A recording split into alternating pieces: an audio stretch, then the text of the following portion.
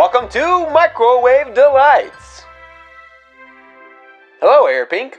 What do you have there? Looks delicious. Isn't that neat? How long do we cook that? You'll be full in no time. Time to prepare that wonderful food. Make sure you follow the instructions. Just the press of a button and we're cooking. While you're waiting, you can occupy your time with an important activity. Look, it's TV magic.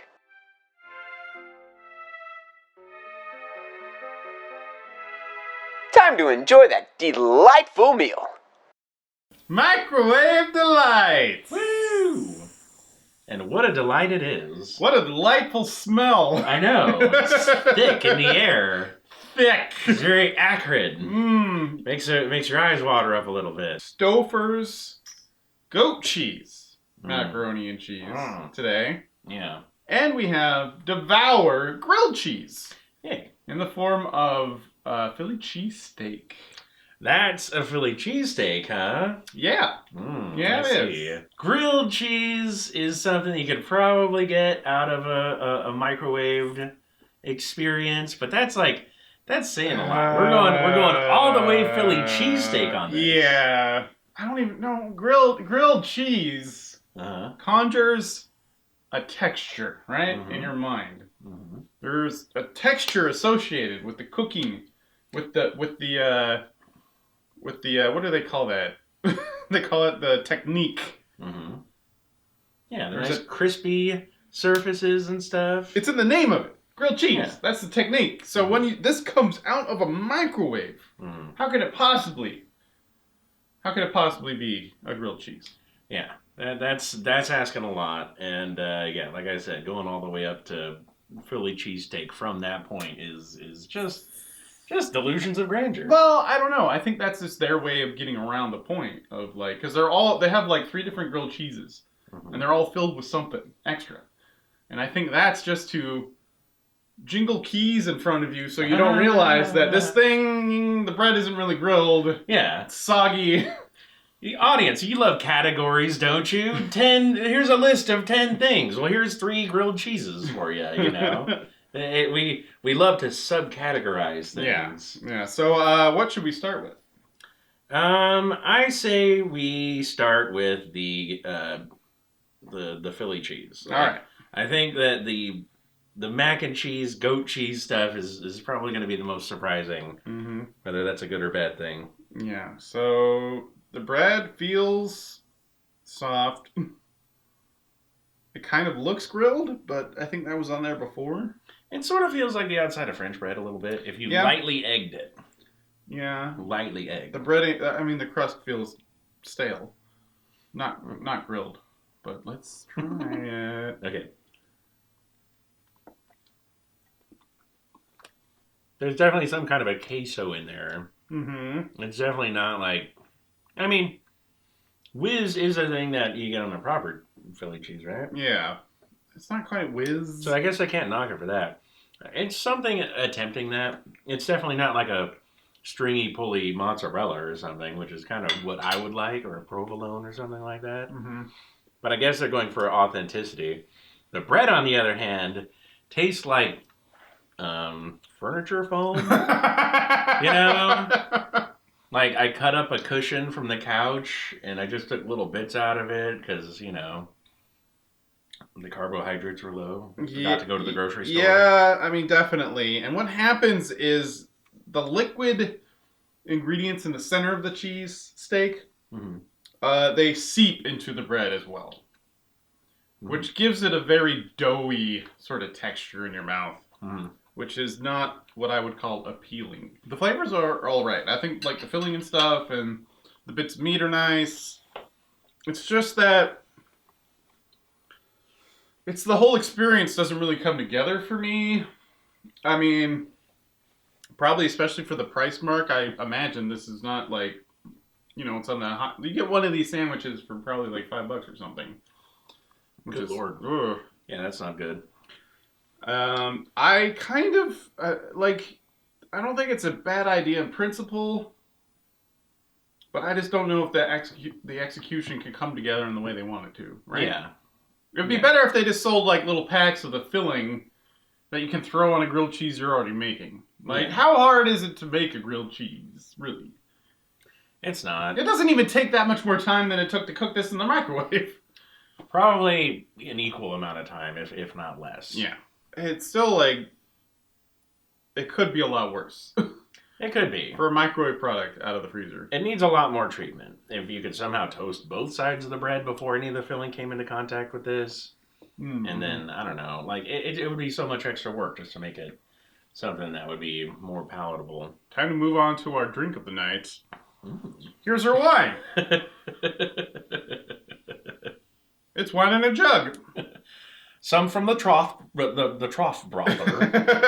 We have some trough broth. Mm-hmm. There you go. Yay. Here we go. You might expect us to explain what this is all about, but we're not going to. Cheers.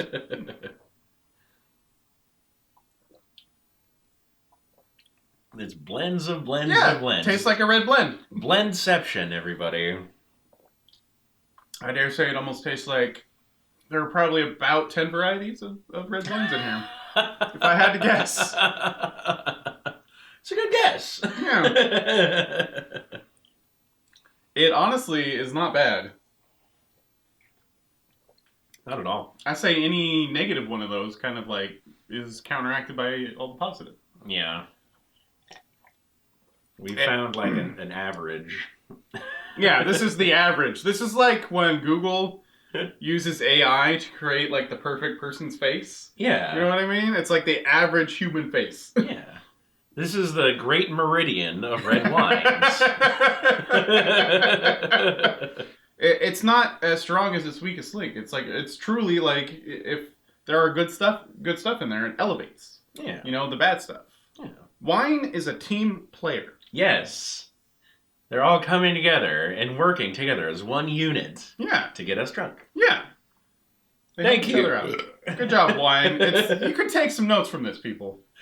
Work hard in my tummy, wine. Let's eat some goat cheese out of the microwave. So Stover's is kind of a go-to when it comes to mac and cheese, right? Yeah, really. They are kind of. Like, I know Bob Evans or whatever for just mac and cheese. Mm-hmm. Maybe like Marie Callender's is a big name in mac and cheese. But Stover's is kind of ruling the game, right? Is that why they have this new variation? I think so. They had a few there, I think. Okay. Cheers. Cheers.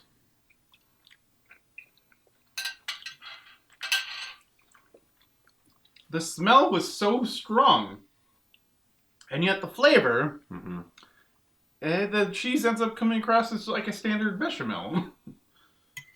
What are these little chives or herbs in here? I don't taste them at all either. I was really hoping that would be something kind of transformative, but this tastes like almost every other fucking mac and cheese I've ever had. Yeah, like there's if you get a nice goop of the sauce, it's almost like you can tell like it's related to a cheese that might have flavor. But if someone's like, here you go, this is Havarti, you know, like macaroni and cheese, would you be like, no, sir, I defy you, let's go? It has a memory of a goat. Distant recollection of goat. But if you asked it to to describe a goat or draw a goat, even, it wouldn't. You know that wouldn't look like a goat. Yeah, you're getting a picture of a giraffe or something. Yeah. Oh. You know what this tastes like? Actually, to me, is every buffet buffet restaurant place. Yeah. Mac and cheese in the metal tray. It's like Old Country Buffet. It's like every single one of those. Yeah, and you can tell it comes from something where they were trying to cut the cheese. Like, not using real cheese, but they were cutting it with, like, some other kind of cream or something to where it's not as rich as Grandma's mac and cheese would be. There's a lot of milk in here, or milk-like product. There's a lot of flour in here. There's not a whole lot of cheese in here. And when we're talking about goat cheese specifically, you're talking about like, hey, we're hitting you with the strongest like right hook we got. Yeah. Both of these aren't bad. They're not bad. They're not bad products, I would say. They're not bad tasting. They're just kind of blasé, but maybe we're being a little bit too harsh on them because, I mean... Which one do you think you're being too harsh on? Maybe both of them. Yeah? Because when you get a microwave delight that doesn't hit, they can really not hit. You know what I mean? They can be real bad. They can be real gross. Yeah. They can really fuck up textures and everything. And these are just kind of middle of the road. Which is, like, for a microwave thing, it's kind of like, that's not so bad. I wouldn't rebuy either of these.